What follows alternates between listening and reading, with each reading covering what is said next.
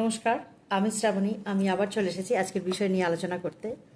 আজকের বিষয় দিয়েছেন আমাদের প্রিয় দিদিভাই রুনা দিদিভাই। রুনা দিদিভাইয়ের চ্যানেলটা হচ্ছে মনের দরজা। যারা এখনও ভিজিট করেননি তারা অবশ্যই ভিজিট করবেন। এখন রুনা দিদিভাই ভীষণভাবে ওই শর্ট দেন কথামৃতর ওপর আর কি। কথামৃত একটু একটু পাঠ করে শোনান, খুব সুন্দর, খুব ভালো লাগে। একটু একটু করে উনি দেন এবং ওনার চাকরির ক্ষেত্রে নানান ভিডিও দিয়ে উনি হ্যাশট্যাগ আমরা সকলের আলোচনা করেন, খুব সুন্দর। রুনা দিদিভাইকে অসংখ্য ধন্যবাদ, আবারও অন্তর থেকে শ্রদ্ধা, ভালোবাসা। তো দিদিভাইয়ের বিষয়টা দেওয়া হয়েছে এরকম যে ইউটিউবে কী ধরনের ভিডিও দেখতে মানুষ বেশি পছন্দ করেন। তো এক্ষেত্রে আমার মতামত কেন বলবো, এক্ষেত্রে মতামতটা আমার এরকমই হবে যে যে যে ধরনের মানুষ সে ঠিক সেই ভিডিও দেখতেই পছন্দ করবেন। যিনি যেমন ধরনের মানুষ তিনি সেমন ধরনেরই পছন্দ করবেন।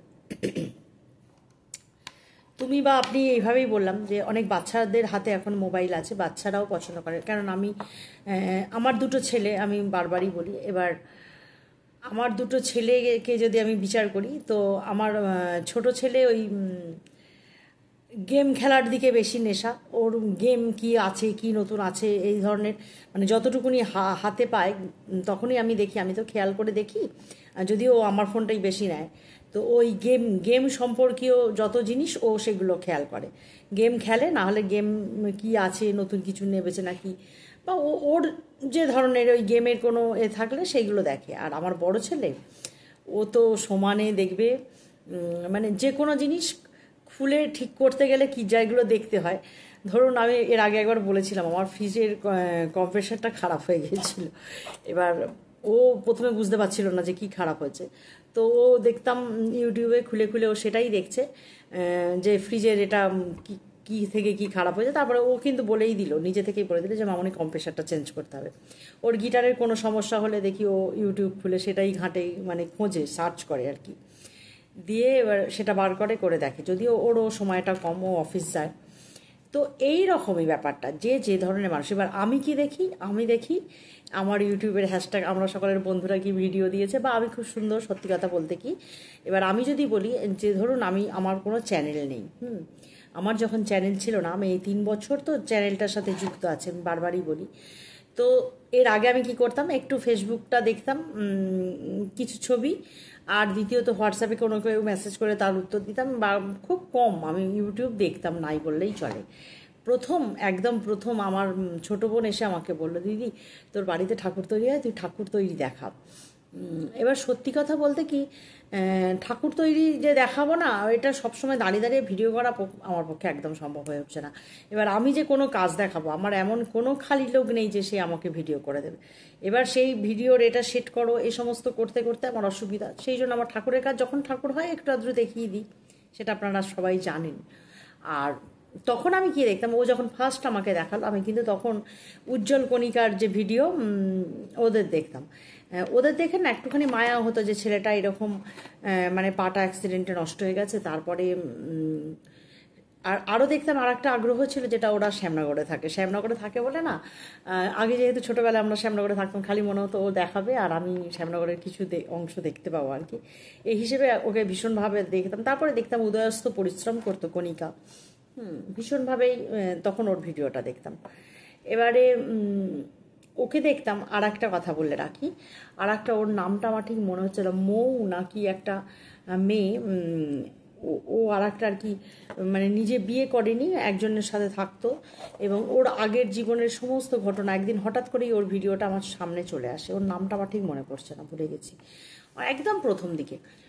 তো যখন দেখলাম, আমি প্রথম ওর ভিডিওটা এরম ক্লিক করলাম, দেখলাম যে ও না ওর জীবনের সমস্ত ঘটনা বলছে। এবার আমার তখন এটা মনে হলো যে সত্যি এতটা সত্যি কথাও কিন্তু সৎ সাহস কারোর হয় না চট করে যে এতটা সত্যি কথাও বলতে পারে। ও সমস্ত ওর বলল যে ওর আগে বিয়ে হয়েছিল, 2বার বিয়ে করেছিল, সেখানে ও থাকতে পারেনি, তারপরে আবার 3বারের বার যাকে, মানে তাকে বিয়ে করেনি তার সাথেও থাকে, এরকম একটা ব্যাপার। আবার যার সাথে থাকে তার আবার বউটা তাকে ছেড়ে চলে গেছে এরকম। তো এইগুলো দেখতে তখন আমার আর ভালো লাগতো না। কিন্তু আমি দেখতাম ও কুকুরকে খেতে দিত, মানে ওর মধ্যে মায়া মমতা আছে। আবার যখন শুনলাম যে ওর এক বাচ্চা কাচ্চারা থাকে অন্য জায়গায়, ওর মতন থাকে এরকম, হঠাৎ সবসময় দেখতাম না, একদিন একদিন দেখতাম। কিন্তু হঠাৎ করে একদিন দেখলাম যে ওর আগের বয়ফ্রেন্ডের সাথে হোটেলে গেছে, তখন এই সমস্ত দেখতে তখন আর ভালো লাগলো না। আমি ভাবলাম এই জীবনযাত্রার সাথে তো আমাদের মিলবে না, কারণ আমরা তো এই ধরনের জীবনযাত্রা পছন্দ করব না।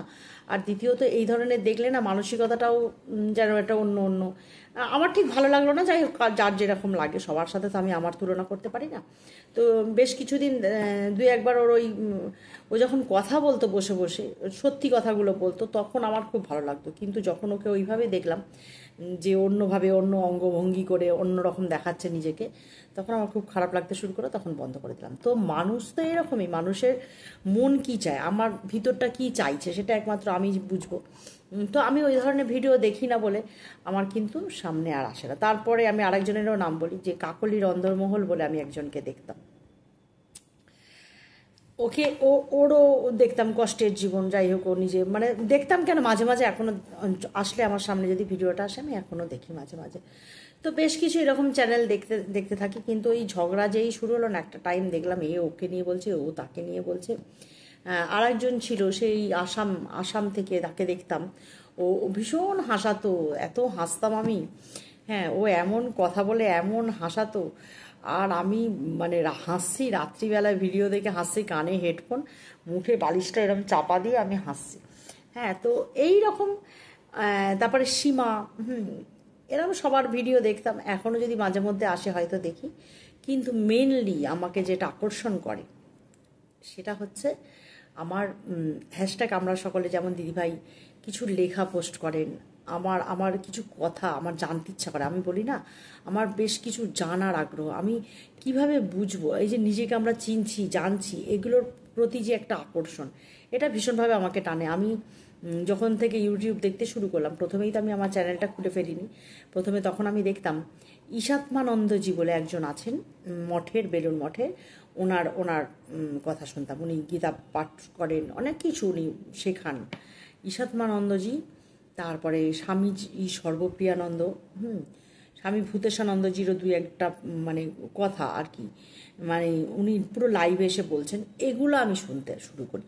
যখন ওই 20 সালের লকডাউনে আমি বাড়িতে রয়েছি, তখন আমার এতটা চাপও ছিল না, যেহেতু আমার হাজব্যান্ড তখন অফিস বন্ধ ছিল, বাড়িতেই থাকতো। তো আমাকে তখন দোকানেও যেতে হতো না, আমার বাড়িতেই রান্নাবান্না করতাম, দুপুরটা আমি পুরো ফাঁকা পেতাম, তখন কিন্তু আমি ওটাই দেখতাম। তো মানুষের পছন্দটা সম্পূর্ণ নিজের ওপর, কে কি পছন্দ করছে। যে এক শ্রেণীর মানুষ যারা কন্ট্রোভার্সি, যাদের চ্যানেল আছে, আমি আমি কাউকে খারাপ বলতে চাইছি না, কিন্তু এটা কেউ শুনে ভাববেন না যে আমি কাউকে খারাপ বলছি, খারাপ না। সেটা হয়তো ও ও আমার আমার কাছে হচ্ছে, আমি যেটা বলছি যে আমি যদি এখন একটা কারোর নামে নিন্দা করতে বসি বা ওই কন্ট্রোভার্সি চ্যানেল করি, হয়তো খুব সহজেই আমি টাকা ইনকামের কাছে পৌঁছে যাব, বা নিজের কোনো এমন অঙ্গভঙ্গি করব যেগুলো অন্যদের আকর্ষণ করবে, এরকম যদি করতে থাকি, তাহলে আমি জানি যে আমরা খুব সহজেই টাকার কাছে পৌঁছে যেতে পারবো। কিন্তু আমাদের উদ্দেশ্য, যারা আমরা হ্যাশট্যাগ আমরা সকলে আছি, শুধু যে এরাই তা না, আরও কিছু অনেক মানুষ আছেন যাদের উদ্দেশ্য শুধু টাকাটা ইনকাম করব তা নয়, যাদের উদ্দেশ্য আমরা ভালো কিছু দেব, ভালো কিছু শিখব, ভালো কিছু জানবো। আমার তো এটাই উদ্দেশ্য যে আমি কিছু শিখবো, কিছু জানবো। নিজের শুধু টাকাটাই জীবনের সব কিছু নয়, টাকাটা ছাড়া যেমন আমার চলবে না, টাকা ইনকামের তো পথ আছে, সৎ পথে ইনকাম। আমি বারবারই বলি যে কেউ যদি সৎ হয় না, তাহলে ঈশ্বর সবসময় হয়তো অনেকটা তাকে পাইয়ে দেন না, কিন্তু ঈশ্বর সবসময় তাকে সাহায্য করতে এগিয়ে আসেন বা পাশে থাকেন সবসময়। আমি আমি এটুকুনি বুঝি। আমি এমন আমি এমন অনেক মানুষ, কেন আমি আমার নিজের বাবাকে দিয়ে বলবো, আমার বাবার না সত্যি কথা, অনেক যে খুব একবারে আর্থিক হেভি ব্যাপার তা কিন্তু নয়, কিন্তু এত সৎ মানুষ, আজকালকার দিনে এরকম মানুষ পাওয়া মুশকিল, যে চাইলেই কিন্তু অনেক কিছু মানে করতে পারে, কিন্তু এত সৎ মানুষ বলে মানুষটার এখনও অবধি কোনো অসুবিধা হয়নি। আমি জানি ঈশ্বর পাশে আছেন এবং থাকবেন, এটুকু আমার বিশ্বাস। তো এই আমার বাবাদের মতন মানুষও অনেক আছে, আমাদের মতন আমরা হ্যাশট্যাগ আমরা সকলে যারা আছি এমন মানুষও প্রচুর আছেন। আমি এটাও দেখেছি যে আমার আমার যদি কোনো পাঠ বা এর আগে আগে আমি যখন কোনো পাঠ করেছি, এমন অনেক মানুষ, বয়স্ক মানুষ শুনছেন, কিছু জানতে চাইছেন, বা তাহলে তাহলে তো সেরকম মানুষ আছে যারা ভালো কথা শুনতে চায়, ভালো কথা বুঝতে চায়, জানতে চায়। পাঠ, ঠাকুরের, ঈশ্বরের বই যদি পড়ে শোনাই তাহলে সেগুলো বুঝতে চায়, শুনতে চায়। এমন কাছে পিঠে অনেক মানুষও আছে যারা বলে দেখি তোমার ভিডিও, তখন ভালো লাগে শুনতে। এই হচ্ছে ব্যাপার।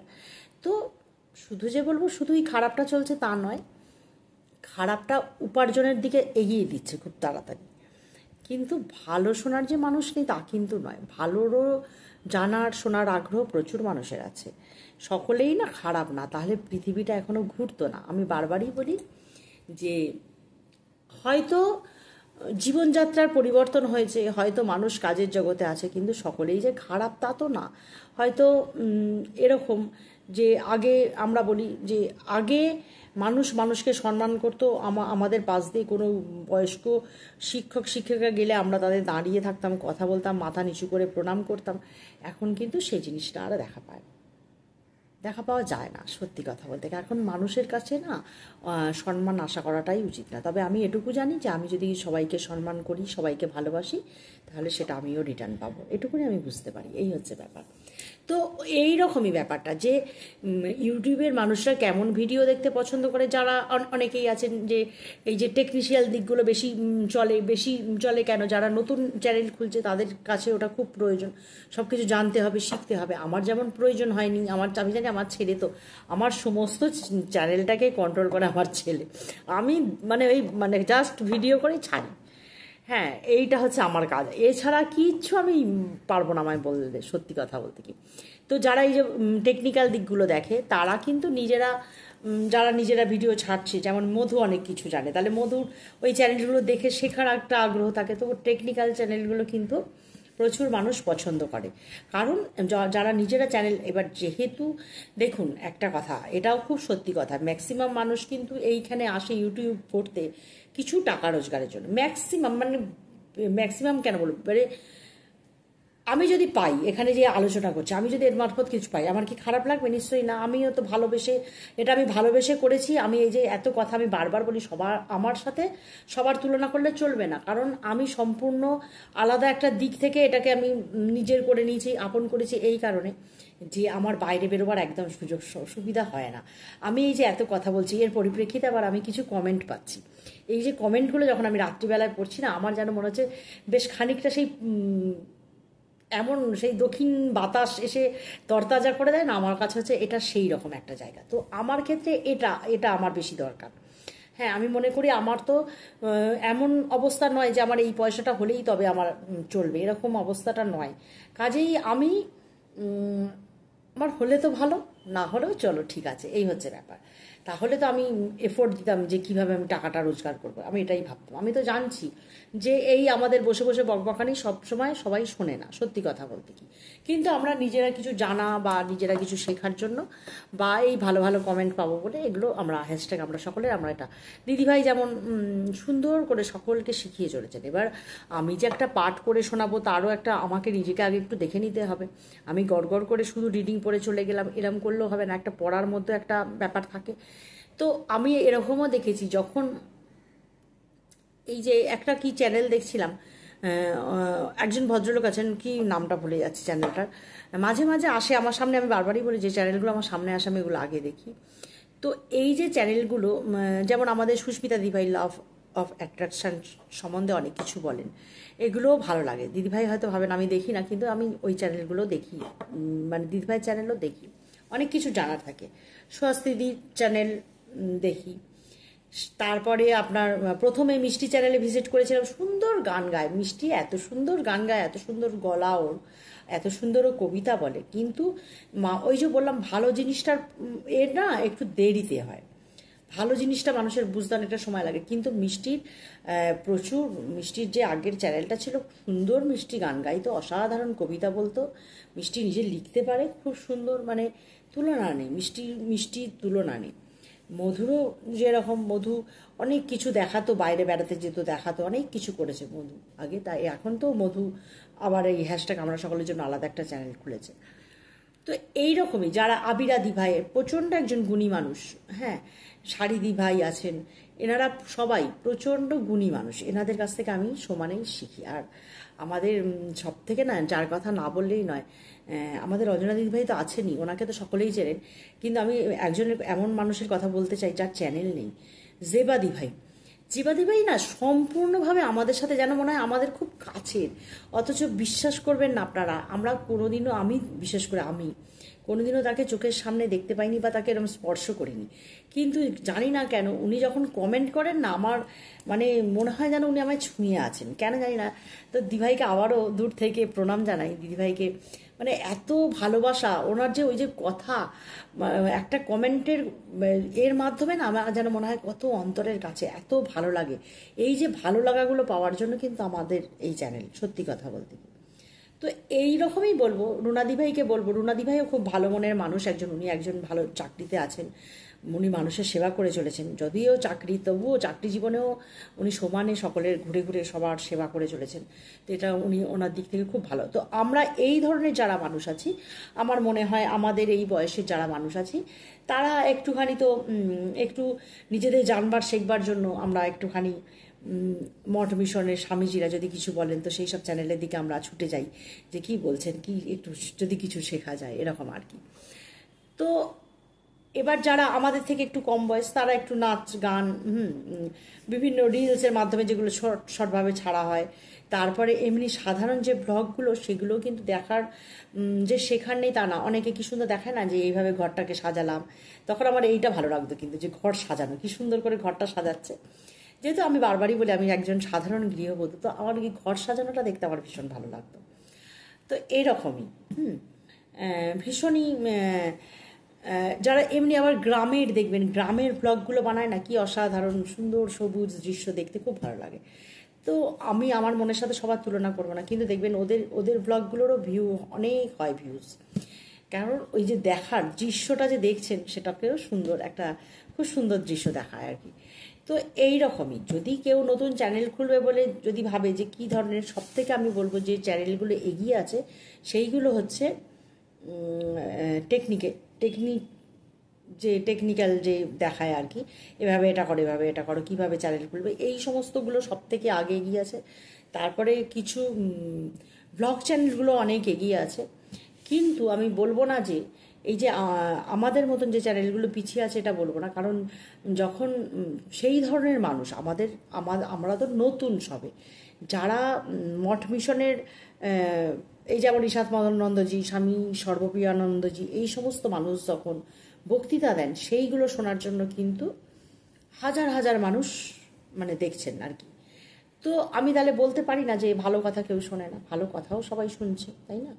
সেটা এখন আমাদেরও এটা ভাগ্য যে আমরা আমাদের এই কথা নিয়ে কবে সকলের সামনে পৌঁছবো, এটাই আর কি ব্যাপার। সেটার জন্য অপেক্ষা করি, মন পরিষ্কার করে, আমি মনে করি যে মন পরিষ্কার করে শ্রদ্ধা ভক্তি নিয়ে যদি কোনো কাজ করা যায়, অবশ্যই তাতে এগোনো যায়, এটা আমি মনে করি। তো ঈশ্বরের উপর বিশ্বাস আছে অবশ্যই, যে একদিন আমাদেরও সবাই এরকমভাবে দেখবে, এরকম আমি এটাও ভাবি। তো যাই হোক, এটাই বলার ছিল দিদিভাইকে, যে প্রত্যেকেই যে একই রকম চ্যানেল পছন্দ করে তা না, তবে বেশিরভাগ ফোন ঘাটে যেরকম 20 বছর থেকে ধরুন 80 বছরের বৃদ্ধ বৃদ্ধারা, এবার 40 বছরের ওপর থেকে যারা, তাদের একটুখানি এই ঈশ্বর তত্ত্ব কথাবার্তা বা কোনো কিছু জানার আগ্রহ বা কোনো ভ্লগ চ্যানেল, এগুলো তারা বেশি পছন্দ করবে। আর যারা তাদের নিচে, তাদের একটুখানি ওই অঙ্গভঙ্গি দেখানো, একটুখানি এই ধরনের তারা পছন্দ করবে। তো মানুষ হিসেবে যেরকম বয়সেরও একটা ব্যাপার থাকে, সেরকম আবার কোন মানুষ কী চায়, আবার এমনও হয় হয়তো অনেক বয়স্ক মানুষও হয়তো ছোটদের মতন কোনো কিছু দেখতে চাইছে। তো এইরকমই যার নিজের রুচিবোধ অনুযায়ী মানুষ দেখে, যে যেটা পছন্দ করে, এটার মানে নির্দিষ্ট কোনো কিছু নেই আমার মনে হয়, যে নির্দিষ্ট এই বিষয়টা দেখলেই হয়তো ভিউজ হবে, তা কিন্তু নয়।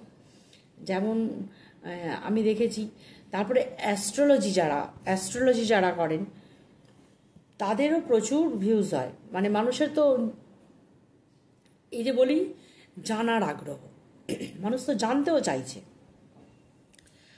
তারপরে ট্যারো রিডার, তারপরে অনেক কিছু, অনেক কিছু আছে, তান্ত্রিক মান্ত্রিক ভূতের গল্প তো আমি আগে প্রথম দিকটায় তো আমি প্রচুর ভূতের গল্প বলেছি, আমার অনেকগুলো ভূতের গল্প প্রচুর বলা আছে, কিন্তু কিন্তু আমি এটাও বলেছিলাম যে ভূতের গল্প বলতে গিয়ে না আমার সবসময় এই ভূতের চিন্তা হতো। বলে না কথাতেই আছে যে যদি তুমি ভাবো যে একটা একটা স্বাভাবিকভাবে যদি একটা ভূতের সিনেমা দেখো, তারপরে যদি তুমি বাড়িতে একা থাকো মনে হবে তোমার সঙ্গে সঙ্গে কেউ একটা রয়েছে, দেখবে এটা এটা মানে একদম ভীষণ সত্যি কথা। তো এইরকমই ব্যাপারটা। সব রকম চ্যানেলই হয়, দেখতে মানুষ পছন্দ করে, যত রকমের মানুষের নিজস্ব রুচিবোধের ওপর সবটাই নির্ভর করে, যার যেমন রুচিবোধ সেসব মানুষ সেই ধরনের চ্যানেলই পছন্দ করবে, এটাই বলার ছিল। তো দিভাই তুমি যদি শুনে থাকো অবশ্যই বলো আমার আলোচনা কেমন লাগলো।